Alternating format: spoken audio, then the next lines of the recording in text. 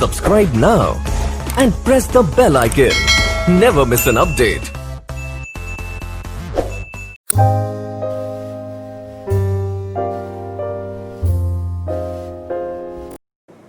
Hello everyone, this is Vikrant Punia and I am pursuing veterinary science. तो आज के हम इस वीडियो लेक्चर में जो टॉपिक कवर करने वाले हैं वो है क्लास 9th का chapter number 5, that means biology का चैप्टर नंबर 5, जिसका नाम है the fundamental unit of life. Fundamental unit of life. तो इस चैप्टर में हम क्या पढ़ेंगे? इस चैप्टर में हम पढ़ेंगे सेल के बारे में, क्योंकि जैसे कि आप देख सकते हो चैप्टर का नाम है the fundamental unit of life. तो अगर मैं यहीं से आपसे पूछूं कि what is the fundamental unit of life, तो आप आंसर करेंगे, आंसर होगा द सेल। क्या आंसर होगा? सेल। सेल क्यों होगा? ये पूछ रहे हैं कि आपके जीवन जो आप जी रहे हो, जो आपकी बॉडी लिविंग है और आपकी ये बॉडी सारे फंक्शन कर रही है, इसके पीछे जो बेसिक यूनिट है, दैट मीन्स ये बॉडी जो आपकी बनी है ये किससे मिलकर बनी है, वो सबसे छोटी स्मॉलेस्ट यूनिट आपकी बॉडी की क्या है, तो उस चीज़ के लिए हम बोल रहे हैं वो फंडामेंटल यूनिट ऑफ लाइफ। उस चीज़ को हम क्या बोल रहे हैं? Fundamental unit of life. इसे आप एक एग्जांपल से समझने की कोशिश कीजिए कि आपका कोई घर है, तो जो आपका घर है वो कैसे बना है? तो आप जानते हैं वो स्मॉल स्मॉल ब्रिक्स से, ईंटें जो ईंटें होती हैं उनसे मिलकर के बना है। तो उसी तरह हमारी बॉडी भी बहुत सारी मिलियंस ऑफ सेल से बनकर बनी है। ठीक है, millions of the cells form a human body. या फिर बात ये ह्यूमन बॉडी की ही नहीं है, इसके अंदर प्लांट सेल्स भी आते हैं। आप जितने भी प्लांट देखते हो वो भी क्या हैं, किससे बने होते हैं? वो सेल से बनकर बने होते हैं। या आपका कोई भी अर्थ पे कोई भी ऑर्गेनिज्म है तो सब, क्योंकि ये सेल क्या होती है? एक स्मॉलेस्ट यूनिट है, एक लाइफ की स्मॉलेस्ट यूनिट है। इस अर्थ पे जितने भी ऑर्गेनिज्म हैं, जितने भी क्रिएचर हैं, वो सब किससे मिलकर बने होते हैं? सेल से मिलकर बने होते हैं। ठीक है, अब जो मैं आज आपको ये बात बता रहा हूँ कि ये सब सेल से बनकर बने होते हैं, ये आज से अगर हम 400, 350, 400 साल पीछे जाकर देखें तो हमें कुछ भी नहीं पता था कि हमारी बॉडी कैसे बनी है। ठीक है, इसके पीछे बहुत सारे साइंटिस्ट का बहुत स्ट्रगल उन्होंने किया था इस चीज़ को डिस्कवर करने में कि हमारी बॉडी कैसे बनी है। ठीक है, और वो भी हम अब एक एक करके उन चीज़ों को हम देखेंगे, लेकिन उससे पहले हम पढ़ लेते हैं सेल के बारे में, थोड़ा सा उसका स्ट्रक्चर देख लेते हैं और आगे देखते हैं। ठीक है, तो सेल को क्या कह सकते हैं हम? Cell is the structural and functional unit of life. Structural and functional unit of life. Unit of life. ठीक है, कहने का मतलब है कि किसी भी लाइफ की सबसे छोटी और फंक्शनल यूनिट क्या होती है? सेल। ठीक है, तो इसके बारे में हम क्या कह सकते हैं कि anything less than a structure of cell does not ensure independent living. That means इसका क्या मतलब हुआ? इसका मतलब हुआ, इस लाइन का मतलब हुआ कि अगर कोई स्ट्रक्चर, कोई भी चीज़, ऐसी कोई भी स्ट्रक्चर अगर वो सेल से भी छोटा है, सेल से भी छोटा होने का मतलब है कि जो सेल का स्ट्रक्चर है उसके पास वो स्ट्रक्चर वाली चीज़ें नहीं हैं, तो वो अकेला इस वर्ल्ड में अपने आप को अकेला जिंदा नहीं रख सकता। Does not ensure independent living, अपने आप को अकेला जिंदा नहीं रख सकता। ठीक है, तो आपके पास एक सेल, जो सेल होती है सबसे छोटी यूनिट, तो वो आपके पास होनी ज़रूरी है। ठीक है, लेकिन मैं आपको एक थोड़ा सा बता दूं कि सेल से भी छोटी एक चीज़ होती है हमारे अर्थ पर, जिसका नाम होता है वायरस। क्या नाम होता है? वायरस। ठीक है, ये जो वायरस होता है ये सेल से भी छोटा होता है, और सेल के अंदर जो कंपोनेंट होती हैं, जो सेल की ऑर्गेनेलीज होती हैं, वो इसके पास प्रेजेंट नहीं होती। ठीक है, लेकिन आपने सुना होगा फिर वायरस क्या होता है? जब इसके पास वो है ही नहीं तो ये वायरस जिंदा कैसे रहता है? तो मैं आपको बता दूं कि अगर ये वायरस ह्यूमन बॉडी से, ह्यूमन बॉडी हो या कोई भी बॉडी है, कोई भी ऑर्गेनिज्म है, उसकी बॉडी से बाहर है, लाइक कोई ऐसे कहीं भी पड़ा हुआ है, रोड पे पड़ा है, बेड पे है, किसी भी नॉन लिविंग चीज़ के ऊपर पड़ा हुआ है, तो ये क्या होता है, ये होता है नॉन लिविंग, ठीक है। लेकिन जब ये वायरस किसी भी लिविंग ऑर्गेनिज्म के अंदर एंटर कर जाता है, या वो लिविंग ऑर्गेनिज्म कुछ भी हो सकता है, हमारी ह्यूमन बॉडी हो सकती है, कोई एनिमल हो सकता है, काऊ, बफेलो, पैरट, दैट मीन्स कुछ भी लिविंग है, ठीक है। बैक्टीरिया, इवन बैक्टीरिया का आपने नाम सुना होगा, अगर ये बैक्टीरिया के अंदर भी चला जाता है तो ये क्या बन जाता है, लिविंग हो जाता है, जिंदा हो जाता है, ठीक है। तो इसके बारे में हम क्या कह सकते हैं, तो ये क्या होता है कि लिंक होता है लिविंग और नॉन लिविंग के बीच में, ठीक है। तो इसके लिए एक छोटी सी बात लिखता हूँ, it is the connecting link, it is the connecting link between living and non living things, non living, ठीक है, ठीक है। अब इसके बारे में एक दो पॉइंट और ऐड कर देता हूं कि if virus is present outside any living organism,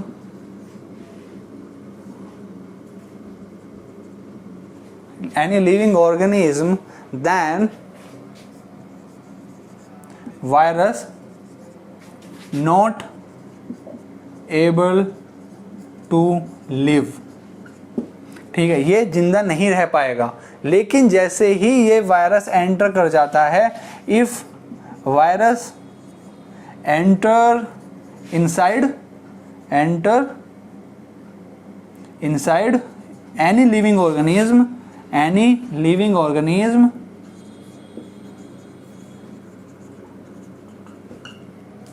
then virus is living, ठीक है। तो ये किसी भी बॉडी के अंदर जाकर लिविंग हो जाता है, और अगर ये बॉडी से बाहर होता है तो ये नॉन लिविंग होता है, ठीक है। क्योंकि ये जो है वायरस क्या होता है, ये सेल से भी छोटी यूनिट होती है, ठीक है, सेल से भी छोटा इसका स्ट्रक्चर होता है। जो चीज़ें सेल के पास होती हैं, इसके पास वो सब चीज़ें होती ही नहीं है। इसलिए हमने बोला है कि anything less than a structure of a cell, अगर कोई भी चीज़ जिसके पास सेल जितना स्ट्रक्चर भी नहीं है, वो अकेले जिंदा नहीं रह सकती, does not ensure independent living, ठीक है। इसलिए हमने इसको ये स्टेटमेंट दिया है, ठीक है। अब बात कर लेते हैं सेल के बारे में, थोड़ा सा मैं सेल के स्ट्रक्चर के बारे में आपको बताऊंगा, और फिर उसके बाद चलेंगे कि हमने इसको कैसे, सेल की डिस्कवरीज कैसे हुई हैं उसके बारे में हम जानेंगे, ठीक है। तो आई थिंक इतना क्लियर होगा। अब आगे बढ़ते हैं। तक मैं इरेज कर रहा हूँ, ये आपकी स्क्रीन पे डायग्राम दिख रहा होगा आपको प्लांट सेल का, तो आप प्लांट सेल का डायग्राम देखने की कोशिश कीजिएगा, और इसके बाद इसे कंपेयर करना to the animal cell, right? Okay.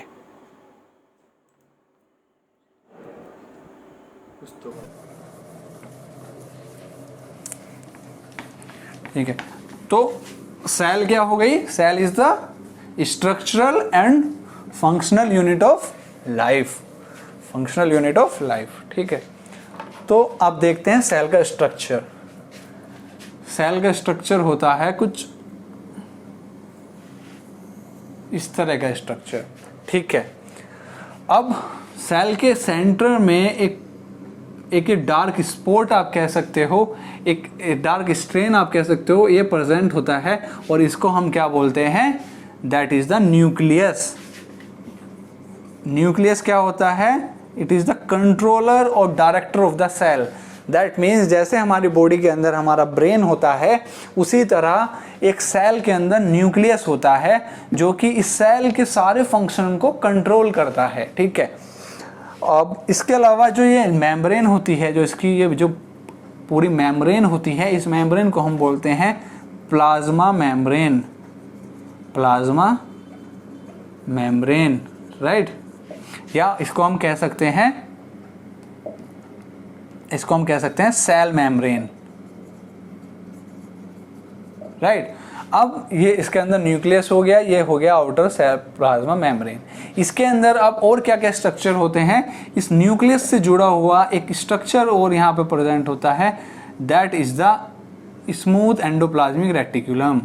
क्या होता है? Smooth endoplasmic reticulum. और इससे थोड़ा सा अलग बाहर की तरफ ये क्या होता है, ये होता है रफ एंडोप्लाज्मिक रेटिकुलम। ठीक है, तो पहले मैं लिख देता हूँ, ये होता है एंडोप्लाज्मिक रेटिकुलम, एंडोप्लाज्मिक रेटिकुलम। अभी मैं सिर्फ इन सेल ऑर्गेनेलीज के नाम आपको मैं बता रहा हूँ, ठीक है, ये सिर्फ नाम बता रहा हूँ। आगे चल के इस चैप्टर में इनके बारे में जानेंगे कि इनका क्या फंक्शन होता है और ये किस तरह से काम करते हैं। ठीक है, अब यहाँ पर कुछ इस तरह के स्ट्रक्चर प्रेजेंट होते हैं, ठीक है, और ये हर जगह पूरे सेल में फैले हुए होते हैं और इनको हम क्या नाम देते हैं, these are the mitochondria. Mitochondria आपने आई थिंक 8th क्लास में पढ़ा भी होगा। तो ये क्या होता है, पावर हाउस ऑफ सेल, इसको हम बोलते हैं पावर हाउस ऑफ सेल। ठीक है, अब इसके अलावा कुछ इस तरह के कुछ ग्रेन्यूल्स भी प्रेजेंट होते हैं, ये होते हैं राइबोसोम। इनको नाम दिया हमने राइबोसोम्स। ये क्या होते हैं, इनका काम क्या होता है वो भी हम जानेंगे, लेकिन अभी के लिए आप इतना नोट कर सकते हो कि this is the protein factory of cell. Factory of cell भी हम इसको बोलते हैं। ठीक है, अब इसके अलावा और क्या क्या स्ट्रक्चर प्रेजेंट होते हैं, इसके अंदर होते हैं प्लाज्मिड्स। प्लाज्मिड भी प्रेजेंट होते हैं, प्लाज्मिड्स भी प्रेजेंट होते हैं।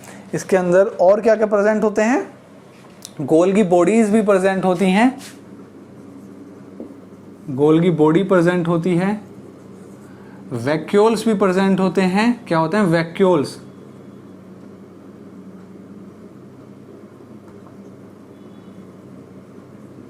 वैक्यूल्स भी प्रेजेंट होते हैं।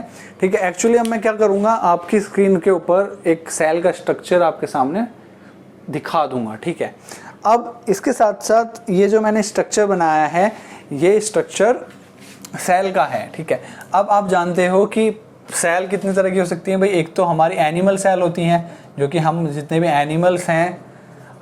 एनिमल्स हैं उनके अंदर होती है, और एक होती है प्लांट्स के अंदर। जितने भी हमारे अर्थ पे प्लांट्स हैं उनकी जो सेल होती है उसके अंदर आप डिफरेंस देखने की कोशिश करेंगे। अभी आपको सारे डिफरेंस नहीं बता रहा हूँ, बस अभी एक बेसिक सा डिफरेंस बता रहा हूँ कि जो ये सेल मेम्ब्रेन होती है, इसके ऊपर भी एक मेम्ब्रेन प्रेजेंट होती है जो कि इससे भी ज़्यादा थोड़ी थिक होती है, और वो उसको हम क्या बोलते हैं, सेल वॉल। ठीक है, ये इस तरह से एक मेम्ब्रेन प्रेजेंट होती है। ठीक है, और इसको हम क्या नाम देते हैं, सेल वॉल। अब जो ये सेल वॉल होती है, ये होती है प्लांट सेल में। प्लांट सेल रखते हैं सेल वॉल। यहाँ पर सेल वॉल क्या होती है, एब्सेंट होती है। मतलब हमारे अंदर, ह्यूमन बॉडी के अंदर, या कोई भी एनिमल है, काउ, डॉग, बफेलो, पैरट, जितने भी एनिमल्स हमारे हैं, उनके पास ये, उनके सेल के ऊपर ये सेल वॉल नहीं होती।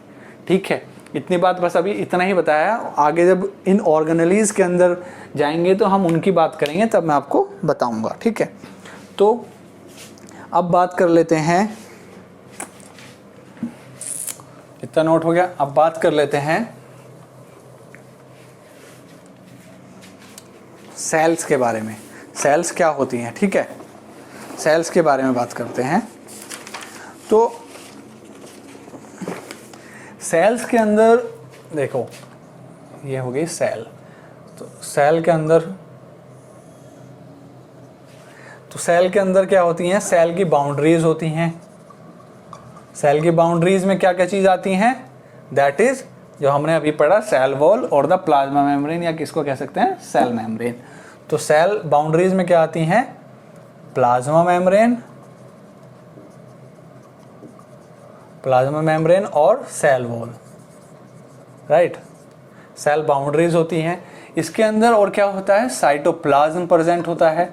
साइटोप्लाज्म मैं आपको यहाँ बताना भूल गया, जो ये जो फ्लूइड प्रेजेंट, इसके अंदर ये फ्लूइड प्रेजेंट होता है और ये पूरे सेल में फैला हुआ होता है, ठीक है। और इस फ्लूइड को हम क्या नाम देते हैं? Cytoplasm, cytoplasm, right. इसको हम नाम देते हैं साइटोप्लाज्म, ठीक है। तो ये क्या प्रेजेंट होता है? साइटोप्लाज्म, ठीक है। और इसके साथ साथ क्या प्रेजेंट होता है? That is the nucleus. ये क्या होता है? This is the nucleus, right, this is the nucleus. और न्यूक्लियस के बारे में जब हम पढ़ेंगे तो उसके स्ट्रक्चर के बारे में जानेंगे, ठीक है, कि इसके अंदर भी क्या चीज़ होती है और इसके ऊपर जो मेम्ब्रेन होती है उसको क्या बोलते हैं, ठीक है।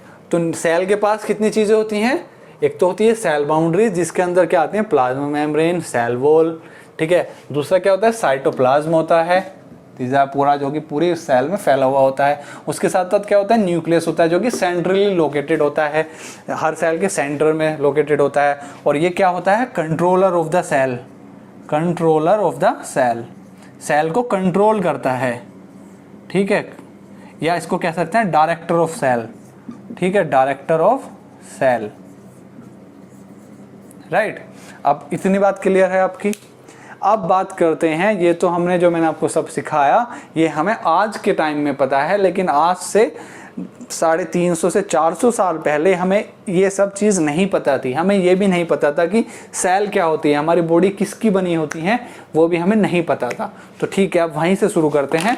ये मैंने आपको एक बेसिक आइडिया दे दिया जिससे कि आपको पता हो कि किसकी डिस्कवरी किस तरह से हुई है, ठीक है। तो मैं इसको इरेज कर रहा हूँ, आगे बढ़ते हैं।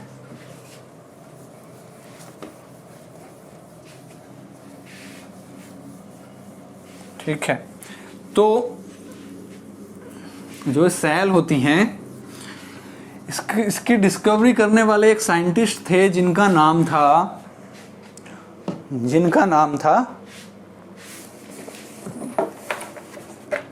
क्या नाम था जिनका? Where is the black marker?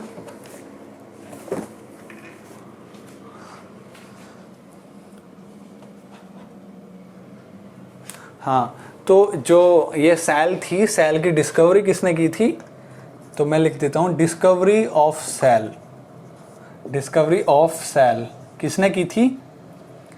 एक साइंटिस्ट थे जिनका नाम था Robert Hooke, Robert Hooke, HOOK, ठीक है। और ये बात है ये बात हो रही है आपकी 1665 की। कब की बात हो रही है? कौन सी ईयर की बात हो रही है? 1665 की। अब क्या चल रहा है? 2020, ठीक है। तो कितने साल पहली बात है आप देख सकते हो इजीली, ठीक है। तो ये बात तब की है। ये रॉबर्ट हुक ने क्या किया? प्लांट होता है ना, प्लांट का स्टेम होता है जिसको आप तना बोलते हो, तो this is the plant, plant का स्टेम हो गया। अब आप प्लांट के स्टेम के ऊपर देखते हो कि कुछ इस तरह से कुछ डेड सेल्स प्रेजेंट होती है, जिसको आप हिंदी में क्या बोलते हो? बक्कल जिसे आप बोलते हो, ठीक है। तो वो क्या होती है? एक तरह से डेड सेल होती है, मरी हुई सेल्स होती हैं। तो हम इनको क्या बोलते हैं? बार्क, बार्क, ठीक है। अब बार्क के अंदर एक सब्सटेंस होता है जिसको हमने नाम दिया है कोर्क, ठीक है। कोर्क क्या है? कोर्क के बारे में देखते हैं। It is a substance that present inside the bark of the tree, ठीक है। तो इन्होंने ये कोर्क लिया, कोर्क को एक ग्लास की स्लैब पे लिया। ये ग्लास की स्लैब है, ठीक है। अब ग्लास की स्लैब पे, जैसे इसको बताएं ग्लास स्लैब, ठीक है। तो इन्होंने इसके ऊपर इस कोर्क को रखा, इसकी इस तरह से लेयर की फॉर्म में रखा होगा इन्होंने। एक छोटी सी लेयर निकाली होगी और उसको इस तरह से रखा इसके ऊपर। और ये जो पूरा सिस्टम था इसको हमने क्या बोला? थिन स्लाइड या थिन कोर्क स्लाइड, ठीक है। अब इन्होंने इसको क्या किया? माइक्रोस्कोप उस टाइम पे होते नहीं थे, लेकिन इन्होंने इन्होंने एक अपना ही सेल्फ डिज़ाइन माइक्रोस्कोप बनाया हुआ था, खुद से एक माइक्रोस्कोप बनाया हुआ था, that is self design with the help of self design, खुद से बनाया हुआ माइक्रोस्कोप, डिज़ाइन माइक्रोस्कोप की हेल्प से। ठीक है, माइक्रोस्कोप आपने अब 9th क्लास में आए हो तो आप अपनी जब लैब में जाओगे तो वहाँ पर देखोगे। ठीक है, अब वो उसमें लेंस होता है और ऊपर यहाँ से इस तरह से देखते हैं उसमें, और ये ग्लास स्लैब को लेंस के नीचे रख देते हैं। ठीक है, और उसमें से वो देखते हैं। तो इन्हें क्या नज़र आया, इन्होंने देखा, ये मैं इरेज कर रहा हूँ यहाँ से, इन्होंने देखा कि इन्हें उसमें कुछ हनीकॉम्ब लाइक स्ट्रक्चर दिखाई दिए। क्या? देसी हनीकॉम्ब समझ रहे हो आप क्या होता है? Honeycomb like structures. और इन्होंने इन हनीकॉम्ब लाइक स्ट्रक्चर को क्या बोला? ठीक है, इन्होंने इनको बोला and they called these structure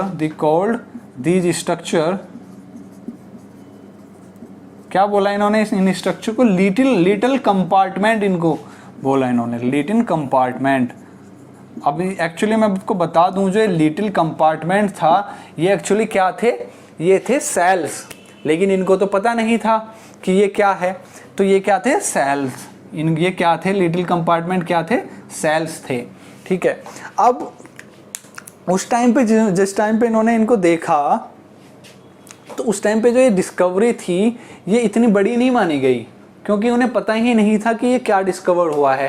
भाई जब तक आपको किसी चीज़ की अहमियत को नहीं पता तो आप उसको क्या कहोगे? आपके लिए तो वो चीज़ बेकार है। लेकिन अगर आप आज देखो और उस चीज़ को समझो तो आप क्या कहोगे कि वो साइंस के नज़र में, जो साइंस के व्यू में, वो कितनी बड़ी वो इंसिडेंट, कितनी बड़ी डिस्कवरी रही होगी उस टाइम की।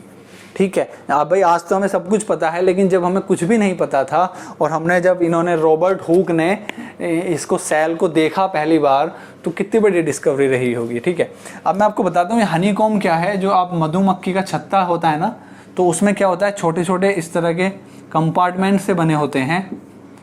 ठीक है, बने होते हैं ना इस तरह के छोटे छोटे कंपार्टमेंट से। ठीक है, तो उनको इस तरह का ही दिखाई दिया, इसलिए उन्होंने उनको क्या बोला? हनीकॉम्ब लाइक स्ट्रक्चर उनको दिखाई दिए। और वो स्ट्रक्चर को उन्होंने कहा कि भाई ये लिटिल छोटे छोटे कंपार्टमेंट्स जैसे कमरे होते हैं ना छोटे छोटे, तो इस तरह के उन्हें दिखाई दिए। ठीक है, और वो सारे लगभग एक जैसे सेम से स्ट्रक्चर उनको दिखाई दिए। ठीक है, तो उन्होंने उसको क्या नाम दिया? And they called these little compartments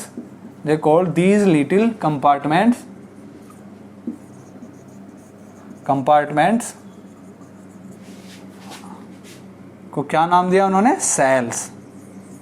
sales नाम दिया। ठीक है, तो अगर आपसे पूछे कि डिस्कवरी ऑफ सेल कैसे हुई थी, तो आप क्या बोलोगे? कॉर्क स्लाइस की हेल्प से। कॉर्क कहाँ से आता है? बार्क ऑफ द ट्री से, बार्क ऑफ ट्री से इन्होंने कॉर्क को लिया और एक स्लाइस बनाई, उसको माइक्रोस्कोप, सेल्फ डिजाइन माइक्रोस्कोप की हेल्प से देखा और उन्होंने क्या दिखाई दिया? हनीकॉम्ब लाइक स्ट्रक्चर्स दिखाई दिए, जिनको उन्होंने बोला लिटिल कंपार्टमेंट्स, उनको नाम दिया। और वो एक्चुअली लिटिल कंपार्टमेंट्स क्या थे? जिनको आप आज सेल्स के नाम से जानते हो। ठीक है, इतनी बात क्लियर है? Right, okay.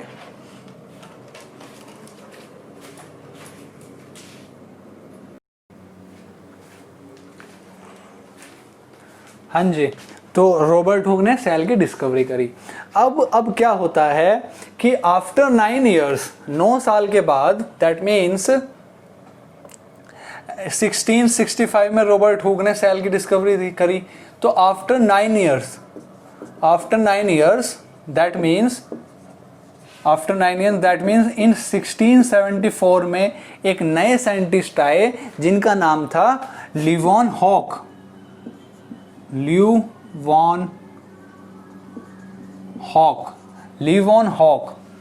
अब इन साइंटिस्ट ने क्या करा था?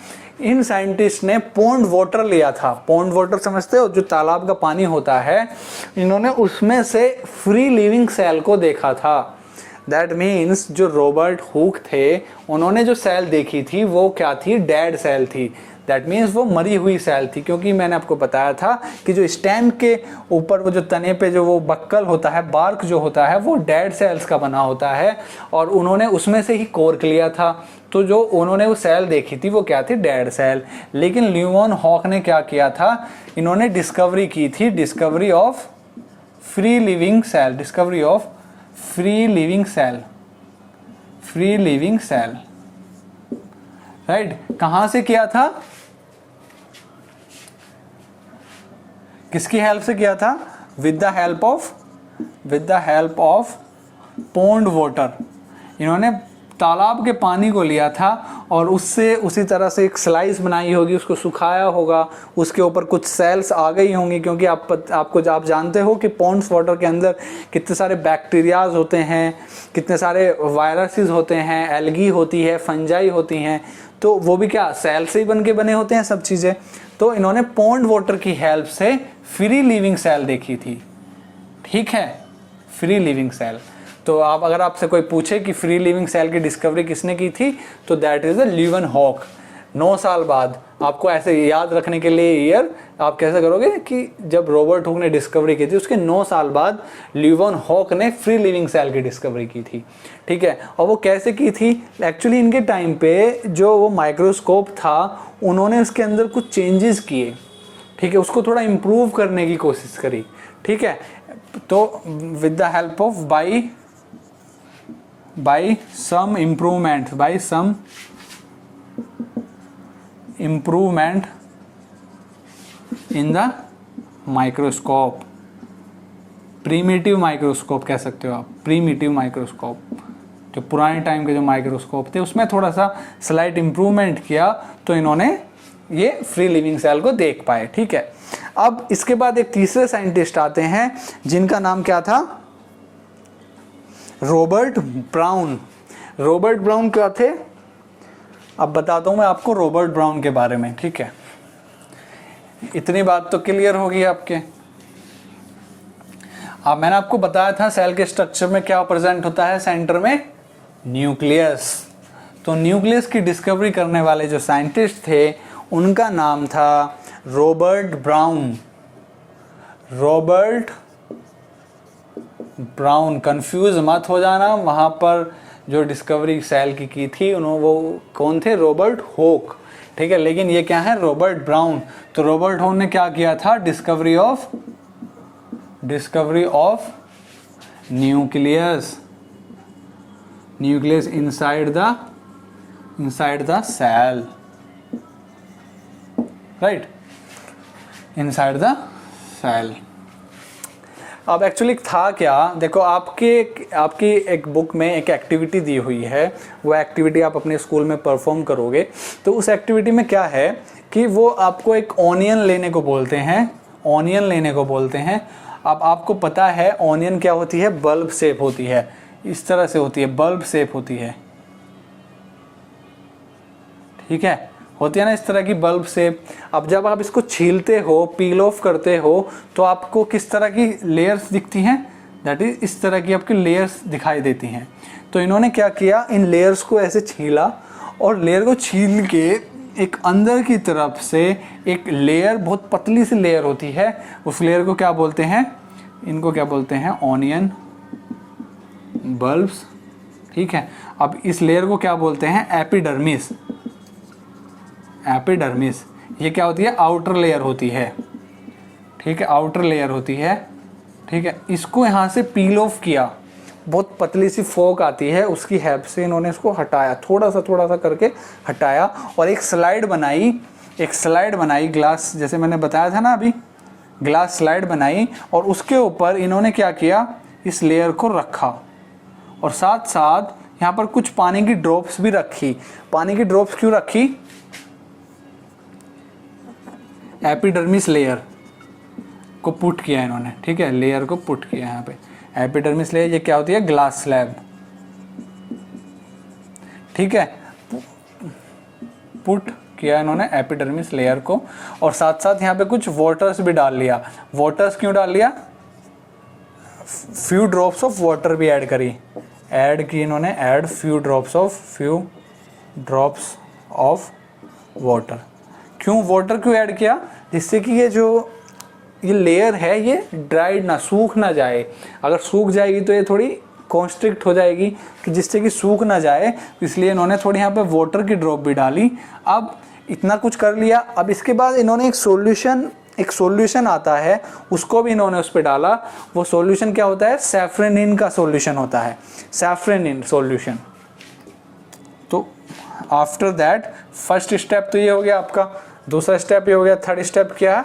Add safranin solution. Safranin solution क्यों ऐड करते हैं? इस सॉल्यूशन की हेल्प से आप जब माइक्रोस्कोप में स्लैब को देखते हो तो वो इजीली विजिबल हो जाता है। ठीक है, ये एक तरह से डाई होती है। ठीक है, ये डाई होती है। ठीक है, जो कि इसको यहाँ पर एक तरह से फिक्स कर देती है, और आप इसके स्ट्रक्चर होते हैं वो इजीली आप देख सकते हो। तो आपकी मैम जो होंगी आपके स्कूल में, वो आपको प्रैक्टिकल लैब में ये एक्सपेरिमेंट जरूर करा के दिखाएंगी, और उसमें आप देखोगे कुछ इस तरह का स्ट्रक्चर आप उसमें देखोगे। ठीक है, इस तरह का आप कुछ स्ट्रक्चर उसमें देखोगे, लाइक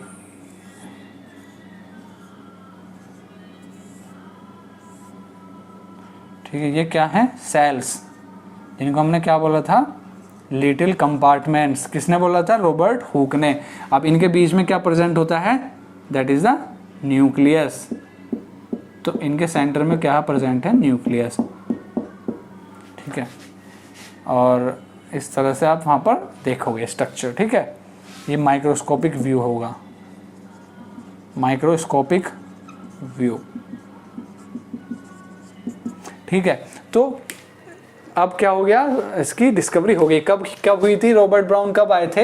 ये बात है 1831 की, in the year of 1831। That means समझ रहे हो आप, 1674 के बाद 1831 में जाकर इनको पता चला कि सेल के अंदर कुछ न्यूक्लियस भी प्रेजेंट होता है, सेंट्रल लोकेटेड न्यूक्लियस भी प्रेजेंट होता था। अभी तक इनको नहीं पता कि उस न्यूक्लियस का काम क्या होता है। मैंने तो आपको बताया कि इट इज़ द कंट्रोलर या डायरेक्टर ऑफ द सेल। जो भी सेल की जो भी एक्टिविटीज़ होती हैं वो ये डिसाइड करता है कि जिस तरह से हमारी ह्यूमन बॉडी में हम कोई भी एक्टिविटी करते हैं तो हमारा ब्रेन उसको कंट्रोल करता है, उसी तरह से एक सेल के अंदर जो जितनी भी एक्टिविटीज़ होंगी वो कौन कंट्रोल करेगा? न्यूक्लियस कंट्रोल करेगा। तो न्यूक्लियस क्या होता है? कंट्रोलर और डायरेक्टर ऑफ द सेल। अब इसके बाद जब हम ये डिस्कवरीज देख लेंगे ना, तो सब जितनी भी सेल ऑर्गेनेलीज हैं एक एक स्ट्रक्चर के बारे में बात करेंगे। ठीक है, तो लिख देता हूँ, चलो मैं यहाँ पे कंट्रोलर और director of the cell, director of cell. ठीक है, अब यहाँ तक क्लियर है आपको? आई थिंक अब इसके बाद आगे बढ़ते हैं। अब सेल के अंदर एक फ्लूइड प्रेजेंट होता है, दैट इज द साइटोप्लाज्म, जो कि पूरी सेल में फैला हुआ होता है। ठीक है, अब एक साइंटिस्ट आए थे जिनका नाम था पुरकिंजी।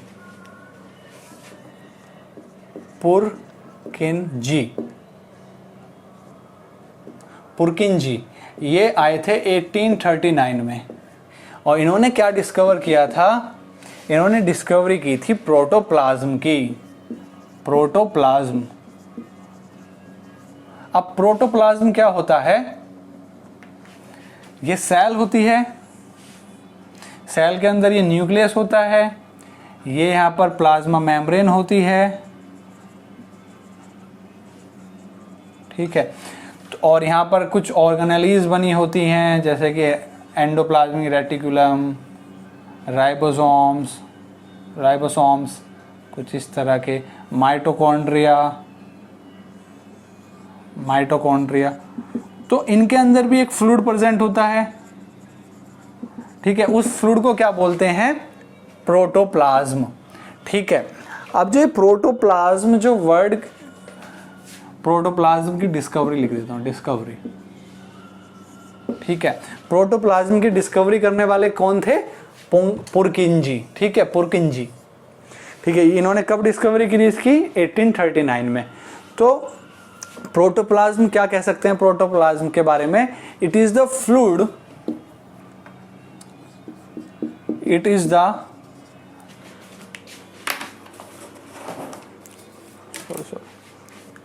it is the fluid that present inside the cell membrane. Cell membrane, तो सेल मेम्ब्रेन के अंदर जितने भी स्ट्रक्चर्स होते हैं, चाहे वो न्यूक्लियस हो, चाहे वो एंडोप्लाज्मिक रेटिकुलम हो, चाहे वो माइटोकॉन्ड्रिया हो, तो इन सब के अंदर जो फ्लूइड प्रेजेंट होता है उस फ्लूइड को हम क्या बोलते हैं? प्रोटोप्लाज्म। तो उसकी डिस्कवरी करने वाले कौन थे? पुरकिंजी। ठीक है, तो it is the fluid that present inside the cell membrane. Cell membrane के अंदर जितनी भी सेल ऑर्गेनेलीज हैं और उनके अंदर जो फ्लूइड प्रेजेंट है उस फ्लूइड को हम प्रोटोप्लाज्म बोलते हैं, और उनकी डिस्कवरी करने वाले पुरकिंजी। ठीक है, अब इतनी बात क्लियर है। अब इसके बाद कुछ साइंटिस्ट और होते हैं जिन्होंने अपनी अपनी बातें बोली, तो अब वो चीज़ देखते हैं उन्होंने क्या क्या कहा। ठीक है,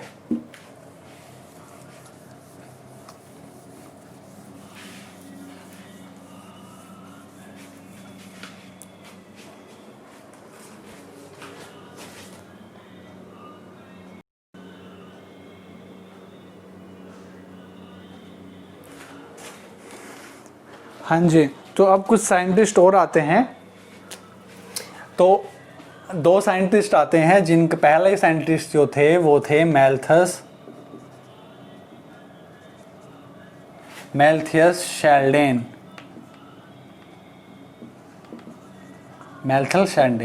ये क्या थे? ये थे जर्मन जूलॉजिस्ट। दैट मीन्स ये जर्मन कंट्री के थे, और ये क्या थे? बॉटनिस्ट थे। बॉटनिस्ट कौन होते हैं? बॉटनिस्ट कौन होते हैं? जो स्टडी करते हैं about the plants. Study about plants, जो प्लांट की स्टडी करते हैं तो उनको हम क्या बोलते हैं? बॉटनिस्ट बोलते हैं। जैसे कि आप 11th क्लास में जाओगे तो आपकी जो बायोलॉजी है वो दो पार्ट्स में डिवाइड हो जाएगी। That first one is the botany जिसमें प्लांट की स्टडी करी होगी, प्लांट्स से रिलेटेड जितने भी चैप्टर्स होंगे, जितनी भी बातें होती हैं वो सब आप बॉटनी में पढ़ोगे। और दूसरी होती है जूलॉजी। ठीक है, ये होती है स्टडी ऑफ एनिमल्स। क्या एनिमल्स के अंदर कौन आते हैं? हम ह्यूमंस भी क्या हैं? एनिमल्स ही तो हैं। तो हमारे अंदर जो भी स्ट्रक्चर्स होते हैं, लाइक हमारा हार्ट कैसे काम करता है, हम रेस्पिरेशन कैसे करते हैं, हमारा ब्रेन नर्वस सिस्टम कैसा है, तो उन सब की जो स्टडी होंगी, जो उससे रिलेटेड जो चैप्टर्स होंगे, तो वो किस में आते हैं? जूलॉजी में। ठीक है, तो एक तो साइंटिस्ट थे हमारे मैल्थस शेल्डेन, और दूसरे थे सिचुआन। ठीक है, और ये क्या थे? ये ब्रिटिश कंट्री के थे, और ये क्या थे? एक जूलॉजिस्ट थे।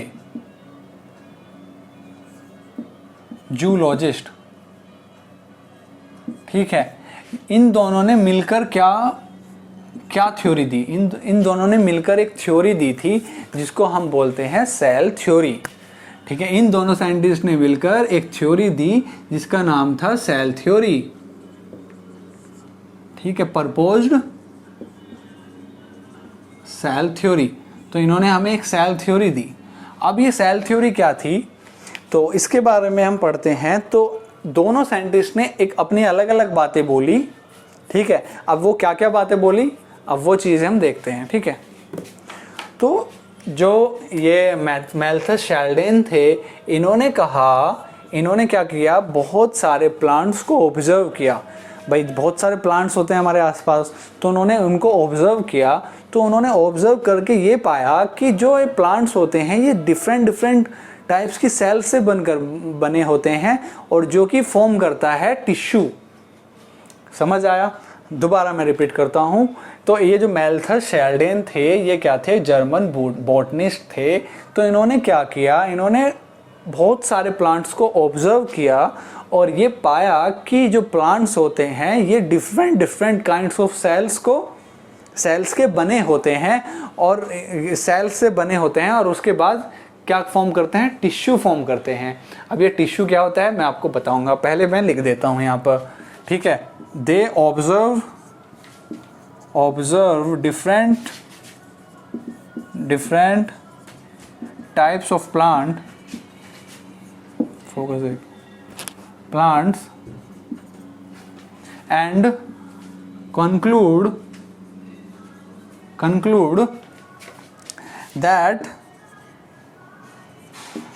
plants are made up of different types of cells that further forms tissue, जो कि बाद में टिश्यू बना देती हैं, जो कि मिल करके एक टिश्यू का फॉर्मेशन कर देती है। अब ये टिश्यू क्या होता है तो मैं आपको बता दूं कि हमारी बॉडी में सबसे छोटी यूनिट क्या होती है, सेल, ठीक है। सेल क्या है, सबसे छोटी यूनिट है। लेकिन जब सेल्स का ग्रुप बन जाता है, बहुत सारी सेल इकट्ठी हो जाती हैं, तो वो क्या स्ट्रक्चर फॉर्म करती हैं, वो फॉर्म करती हैं टिश्यू। तो वही बात इन्होंने कही कि जब डिफरेंट सेल्स मिलकर कंबाइन हो जाती हैं तो वो क्या फॉर्म करती हैं, टिश्यू, ठीक है। अब इससे आगे बात करते हैं, जो ये टिश्यू होते हैं, अब जब ये बहुत सारे टिश्यू ये भी कंबाइन कर जाते हैं तो ये क्या फॉर्म करते हैं, एक स्ट्रक्चर फॉर्म करते हैं जिनको आप बोलते हो ऑर्गन्स। समझ आया कि सेल्स क्या होती हैं, टिश्यू क्या होते हैं, ऑर्गन्स क्या होते हैं। तो ऑर्गन्स क्या है, ग्रुप ऑफ टिश्यूज। अब टिश्यू क्या है, ग्रुप ऑफ सेल्स, ठीक है। तो इस तरह से हमारी बॉडी का फॉर्मेशन हुआ है। अब ये अगर ऑर्गन की भी बात करें, ये भी ऑर्गन्स क्या फॉर्म करती हैं, जब ये बहुत सारे ऑर्गन्स ऑर्गन बहुत सारे कंबाइन होते हैं तो क्या फॉर्म करते हैं, ऑर्गन सिस्टम, पूरा एक ऑर्गन सिस्टम फॉर्म करते हैं। ऑर्गन सिस्टम लाइक जैसे सर्कुलेटरी सिस्टम हो गया हमारा, रेस्पिरेटरी सिस्टम हो गया, ठीक है। रेस्पिरेशन हम कैसे करते हैं तो उसमें एक स्ट्रक्चर तो इन्वॉल्व नहीं होता, लंग्स तो अकेले इन्वॉल्व नहीं होते, उससे पहले ही रेस्पिरेटरी ट्रैक भी होती है, नोज से लेके अंदर की जो पूरी वो स्ट्रक्चर पूरा फॉर्म होता है।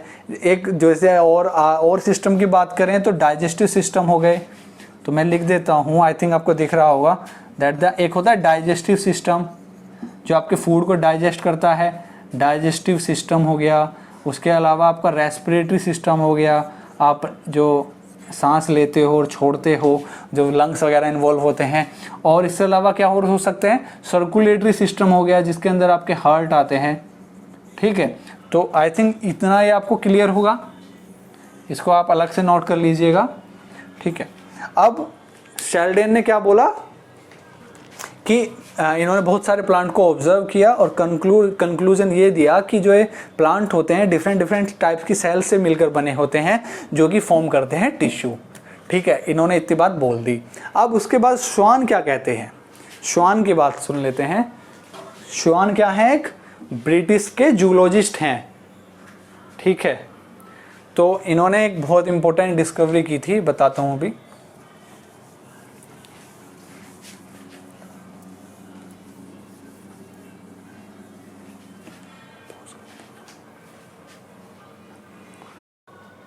हाँ जी, तो श्वान क्या बोलते हैं, श्वान बोलते हैं कि इन्होंने ना क्या किया, इन्होंने बहुत सारे एनिमल सेल्स के ऊपर स्टडी करी और इन्होंने अपनी स्टडी से ये कंक्लूजन निकाला कि जो एनिमल सेल्स हैं उनके ऊपर एक आउटर कवरिंग प्रेजेंट होती है, थिन आउटर कवरिंग प्रेजेंट होती है, और उस कवरिंग को हम क्या बोलते हैं आज, प्लाज्मा मेम्ब्रेन। तो इन्होंने बताया कि एनिमल सेल्स जो डिफरेंट सेल्स से मिलकर बनी होती है और उसके ऊपर एक थिन मेम्ब्रेन प्रेजेंट होती है जिसे हम क्या बोलते हैं, प्लाज्मा मेम्ब्रेन, ठीक है। और फिर इन्होंने एक ये कंक्लूजन निकाला कि जो प्लांट सेल होती हैं वो एनिमल सेल्स से अलग होती हैं। मैंने आपको बताया था ना स्टार्टिंग में, प्लांट सेल और एनिमल सेल्स के बीच में थोड़ा सा एक पॉइंट का डिफरेंस। तो इन्होंने कंक्लूजन निकाला जो एनिमल सेल होती हैं, जो प्लांट सेल होती हैं वो एनिमल सेल से डिफरेंट होती है। कैसे डिफरेंट होती है? क्योंकि इन्हें पता चला कि एनिमल्स प्लांट सेल के ऊपर एक आउटर मोस्ट प्लाज्मा मेम्ब्रेन के भी बाहर एक आउटर कवरिंग प्रेजेंट होती है जिसको हम बोलते हैं सेल वॉल। और ये जो सेल वॉल है ये एक यूनिक कैरेक्टर है किसका? प्लांट सेल का। तो इन्होंने ये भी बताया, मैं बताता हूँ क्या क्या इन्होंने बताया। ठीक है, दे studied about different animal cells and reported that animal cell have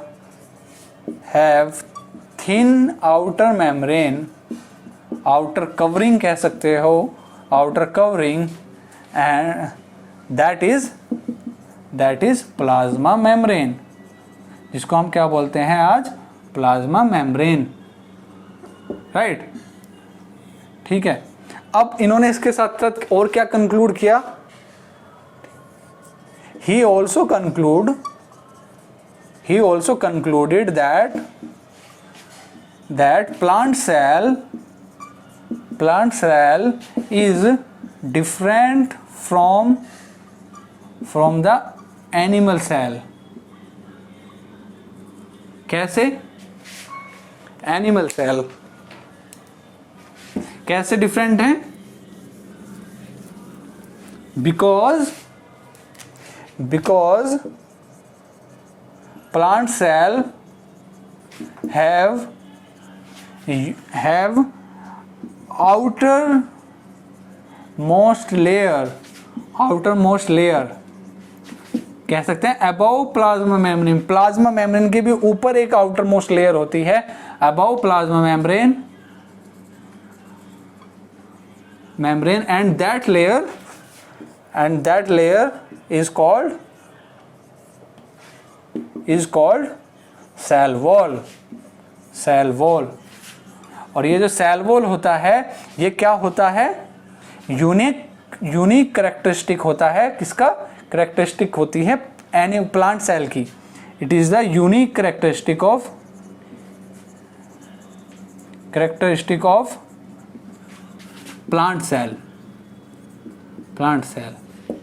ठीक है, तो इन्होंने अपनी जो सेल थ्योरी इन्होंने जो दोनों ने मिलकर जो दी थी, टुगेदर प्रपोज्ड सेल थ्योरी, तो उन्होंने इसमें ये बातें अपनी बताई। ठीक है, अब ये एक चीज में फेल हो गए। क्या चीज बताने में फेल हो गए? वो चीज ये थी कि ना ये तो पता चल गया कि एनिमल सेल किसकी बनी होती हैं, प्लांट सेल कैसे बनी होती हैं, उनकी आउटर मेम्ब्रेन क्या होती है, और प्लांट मेम्ब्रेन जो प्लांट सेल होती हैं वो एनिमल सेल से किस तरह से डिफरेंट होती है। लेकिन ये चीज़ बतानी भूल गए कि जो एक सेल होती है उससे जो दूसरी सेल जो बन जाती है वो कैसे बनती है। ठीक है, कि आ सेल प्रोड्यूस न्यू सेल्स, वो इनको पता नहीं चल पाई। तो इनके बाद अगेन एक साइंटिस्ट आते हैं जिनका नाम था रुडोल्फ विर्चाओ। तो ठीक है, अब उनके बारे में हम आगे देखते हैं। ठीक है, हाँ जी, तो अब ये इन्होंने एक्सप्लेन कर दिया। ठीक है, लेकिन अब हम जो रुडोल्फ विर्चाओ थे उनके बारे में बात करने से पहले एक बात मैं इनके लिए बता दूं कि इनकी लिमिटेशन क्या रही थी कि ये चीज़ नहीं बता पाए थे कि how the new cell are formed. ठीक है, तो क्या लिमिटेशन थी, मैं इसको इरेज करके लिख देता हूं। ठीक है, इरेज करके लिखता हूं हाउ द, ठीक है लिखता हूं। तो इन दोनों की क्या लिमिटेशन थी? They failed to explain how the new cell are formed. कि जो एक नई सेल होती है या कोई पुरानी सेल भी है तो उसका फॉर्मेशन होता कैसे है। ठीक है, एक्चुअली इनको इस चीज़ का पता नहीं था।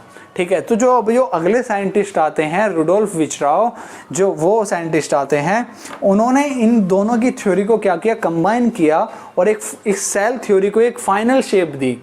ठीक है, जिसको हम बोल सकते हैं सेल लिनेज थ्योरी। एक्चुअली आपके सिलेबस का पार्ट थोड़ा नहीं है, लेकिन मैं अब जैसे चैप्टर शुरू कर रहा हूँ तो आपको थोड़ा एक आइडिया होना चाहिए, क्योंकि जैसे ही आप 11th में जाओगे ना तो आप इजीली ये सब चीज़ें जो मैंने आपको थोड़ा एक्सप्लेन किया है ना, यही चीज़ें हैं थोड़ा 11th में, लेकिन आपको थोड़ा सा पता होना चाहिए, क्योंकि जितना ज़्यादा मैं एक्सप्लेन कर दूंगा आप उतने ही ज़्यादा अच्छे से समझ पाओगे। वरना तो आपकी बुक्स में तो सिर्फ ये दिया हुआ है कि इन्होंने इन दोनों ने मिलकर एक सेल थ्योरी दी, लेकिन वो सेल थ्योरी थी क्या वो आपको थोड़ा पता होना चाहिए, ठीक है। तो ये फेल हो गए थे, how the new cell are formed, ठीक है, ये बताने में फेल हो गए। तो जो रुडोल्फ विचराउ थे वो क्या थे, उनके बारे में बताता हूँ, इसको इरेज करता हूँ।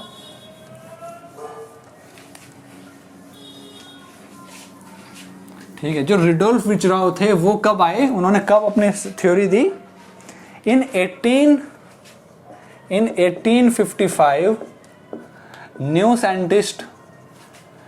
Scientist comes and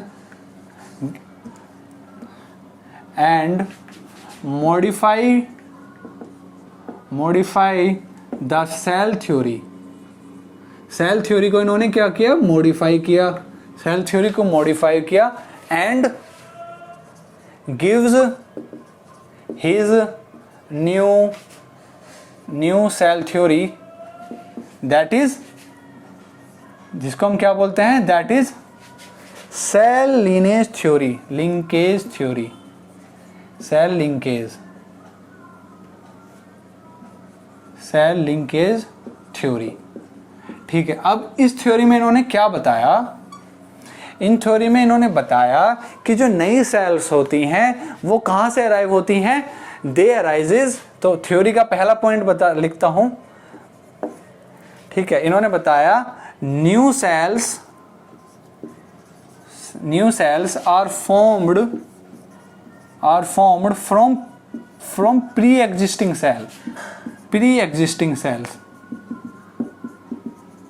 I think आपको ये पता होगा कि जो हमारी सेल होती हैं उसके अंदर क्या होता है, न्यूक्लियस होता है। अब ये क्या होता है, फर्दर ये डिवाइड कर जाती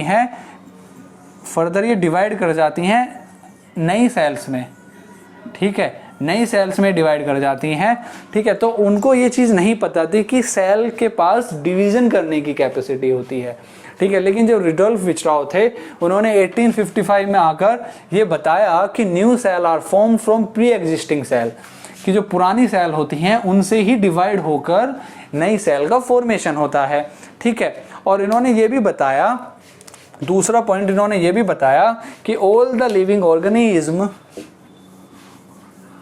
इन्होंने ये भी बताया कि ऑल द लिविंग